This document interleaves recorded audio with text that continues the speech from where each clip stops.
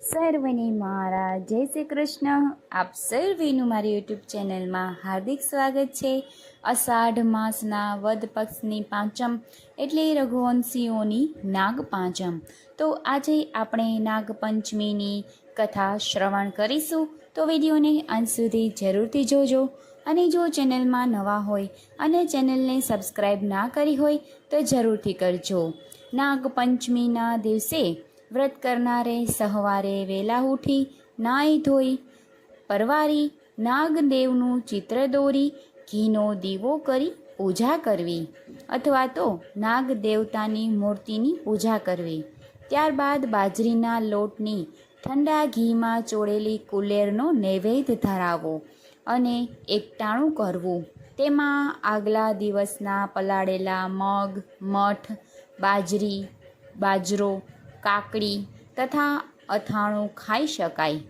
આ વ્રત કરવાથી ઘરમાં અવારનવાર થતા ઝઘડાઓનો નાશ થાય છે અને સંપ વધે છે તથા નાગ દેવતાની કૃપાથી ધન ધાન્યનો ભંડાર અખૂટ રહે છે. તો હવે આપણે નાગપંચમી વ્રતની વાર્તા સાંભળીશું.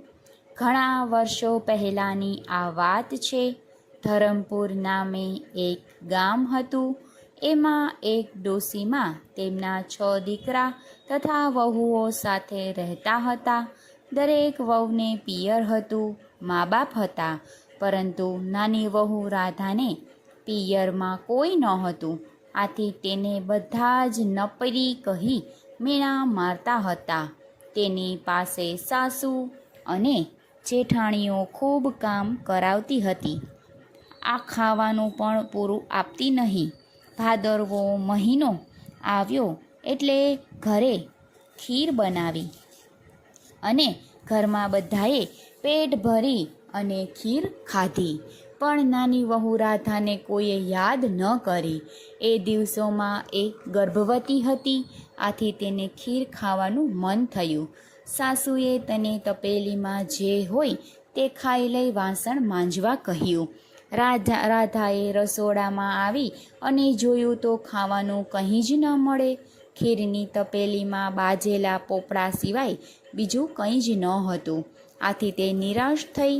છતાં પણ તે વાસણો લઈ અને નદીએ માંજવા ગઈ. ત્યાં જઈ તેને તપેલીમાંથી પોપડા ઉખાડી એક કપડામાં ભેગા કરી મૂકી રાખ્યા.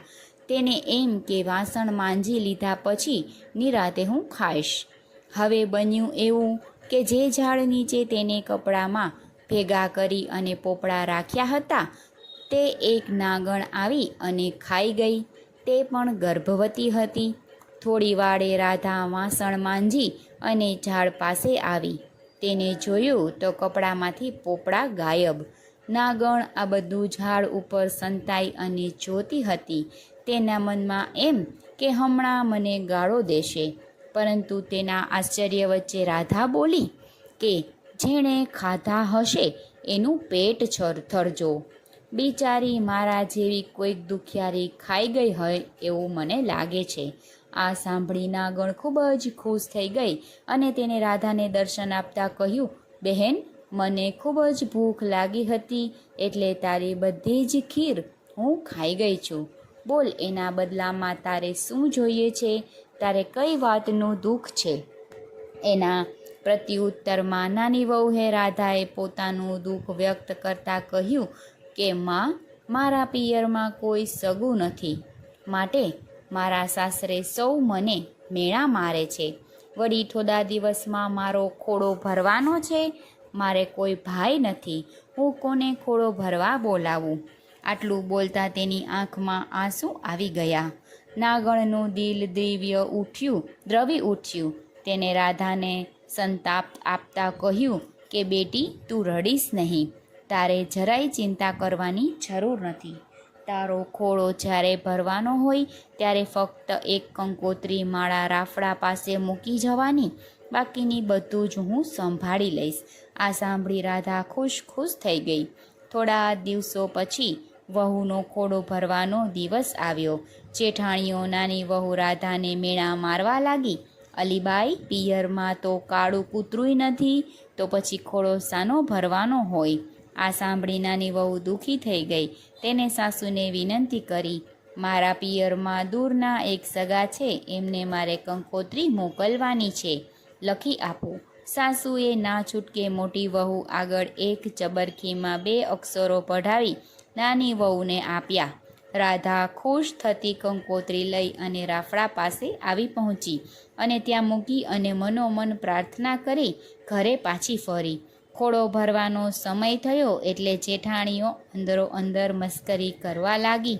અલીબાઈ, આજે તો નાની વહુ તરફથી આપણને પહેરામણીમાં ખૂબ સરસ ઘરેણાં વસ્ત્રો મળવાના છે. તેના પિયરિયા ગાડું ભરી અને બધું લાવવાના છે. નાની વહુ આ સાંભળી અને હતાશ થઈ ગઈ અને મનોમન નાગ દેવતાને પ્રાર્થના કરવા લાગી. ત્યાં તો સાચે જ દૂરથી ગાડાનો અવાજ સંભળાવા લાગ્યો. સૌ કોઈ એક ટસે નજરે એ દિશામાં જોવા રહ્યા. થોડી વારે ગાડા આંગણામાં આવી ઊભા રહ્યા અને એમાં રૂપના અંબાર સમા નાગણ, નાગદેવ, નાગકુમારો ઉતરવા લાગ્યા. તેમની પાછળ 2 નોકરો સોનાની પેટીઓ લઈ અને ઉતરવા લાગ્યા. ત્યાં ઉપસ્થિત સૌ કોઈ ફાટી આંખે આ દ્રશ્ય જોઈ રહ્યા હતા. તેમની પાછળ અન્ય ગાડા પણ આવી રહ્યા હતા. નાની વહુ રાધાનો ખોળો નાગકુંવરોએ ધામધૂમથી ભર્યો. દરેકને પહેરામણીમાં સોના, રૂપા, હીરા, માણેકના દાગીના, મહામૂલા વસ્ત્રો વગેરે આપી અને ખુશ કરી દીધા. ખોળો ભરાઈ ગયા પછી નાગણે સાસુને કહ્યું કે વેવાણ, મારી દીકરીને હવે વિદાય આપો. સુવાવડ પતી ગયા પછી 1.25 મહિને હું એને જાતે મૂકી જઈશ.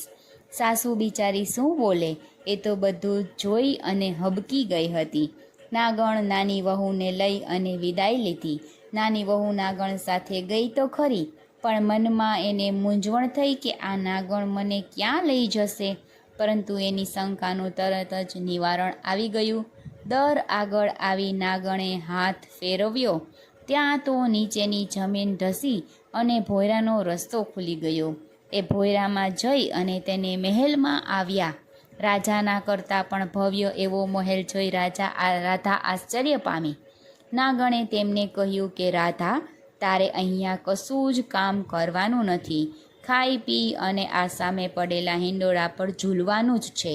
હા, ફક્ત તારે એટલું જ કરવાનું છે કે સવાર, બપોર, સાંજ આ રૂપાની ઘંટી વગાડી બધા જ નાગકુંવરોને ભેગા કરી દૂધ પાવવાનું.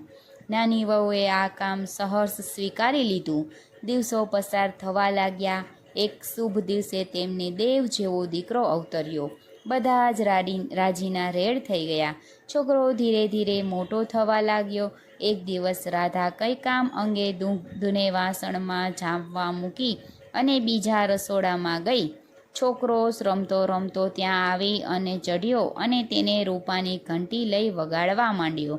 ઘંટીનો અવાજ સાંભળી નાગકુંવરો દોડતા આવી પહોંચ્યા.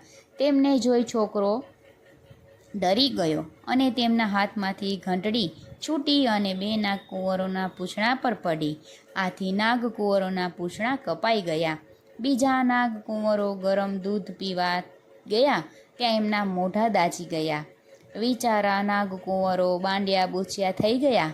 તેમને છોકરા પર ખૂબ જ ગુસ્સે ભરાયો અને તેને કરડવા દોડ્યા. એટલામાં રાધા આવી પહોંચી અને છોકરાને તેને બચાવી લીધો. નાગકુંવરોની આવી દશા જોઈ તેમને ખૂબ દુઃખ થયું, પણ તેના નાના છોકરાને શું કહી શકે. નાગણીઓ રાજકુંવરને શાંત પાડવા લાગ્યા, પણ તેમના મનમાંથી દાજ ગઈ નહીં. થોડા દિવસો પછી નાની વહુને સારા દિવસો જોઈ મનગમતી પહેરામણી આપી વિદાય કરી. સાસરીમાં નાની વહુ હવે માનીતી થવા લાગી. આથી તેમની જેઠાણીઓ એના પર દાજે બળવા લાગી. નાગકુંવરો પણ નાની વહુ ઉપર છોકરા પર દાજે ભરાયેલા હતા. આથી તેને કરડવા માટે તેના ઘરે આવી પહોંચ્યા અને ઘંટડી નીચે સંતાઈ ગયા. એટલામાં નાની વહુ પાણીનું ભેરું ભરી અને આવતી હતી. ઉમરામાં આવતા જ તેને ઠેસ લાગી. તે પડતા પડતા બોલી, ખમ્મા મારા બાંડિયા બૂચિયા વીરાઓને. આ સાંભળી નાગકુંવરો વિચારમાં પડ્યા કે બહેન કેટલી સારી છે, હજી પણ આપણને યાદ કરે છે. આ રીતે એમને 2-3 વાર બહેનના અપાર પ્રેમનો અનુભવ થયો. બહેનનો આટલો બધો પ્રેમ જોઈ અને એના છોકરાને કરડવાનો તેમને વિચાર માંડી વાળ્યો અને ચૂપચાપ પાછા ત્યાંથી ચાલ્યા ગયા. એક દિવસ નાની વહુના છોકરાએ જેઠાણીના દૂધની તાંબડી છોડી નાખી. આથી તે ગુસ્સે થઈ અને છણકો કરતા બોલી ઉઠી, અમારા છોકરાનું દૂધ ઢોળવાની તારા હાથમાં શું આવ્યું? તને તો મોટા ઘરના છો, તે મને ગાયો ભેંસો કાલે વસાવી શકશો, પણ અમે ક્યાંથી ને લાવી શકવાના હતા. આ સાંભળી નાની વહુને ખૂબ જ દુઃખ થયું. એ જ દિવસે છોકરાને લઈ એ નાગ દેવતા પાસે આવી પહોંચી અને પોતાના દુઃખની વાત કહી સંભળાવી.